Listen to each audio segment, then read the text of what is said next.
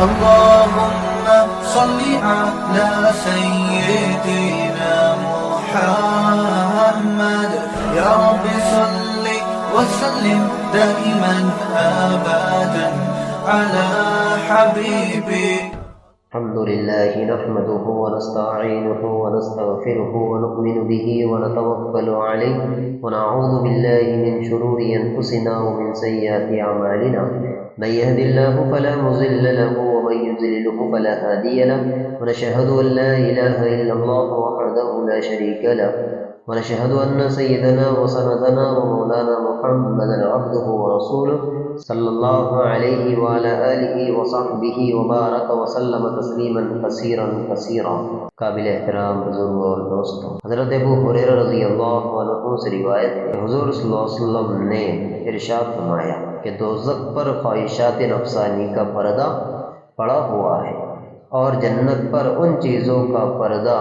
پڑا ہوا ہے جن کو انسان دنیا کے اندر مشکل اور پر مشقت محسوس کرتا ہے اور ناپسندیدہ سمجھتا ہے. اس دنیا کو اللہ تعالیٰ نے امتحان اور آزمائش کا گھر بنایا ہے. اس آزمائش کا تقاضا یہ ہے کہ انسان اپنی عقل اور سمجھ استعمال کر کے اس امتحان میں کامیابی حاصل کرے. اگر دوزخ سامنے کر دی جاتی کہ دیکھو یہ دوزخ ہے اور اس میں آگ بھڑک رہی ہے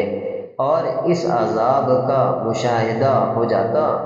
اور دوسری طرف جنت سامنے کر دی جاتی کہ اس جنت کی نعمتیں اور اس کے پرکیف مناظر سامنے ہوتے، اور پھر انسان سے کہا جاتا کہ تم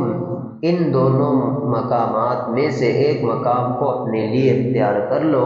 اور اس کے راستے پر چل پڑو، پھر تو یہ امتحان نہ ہوتا.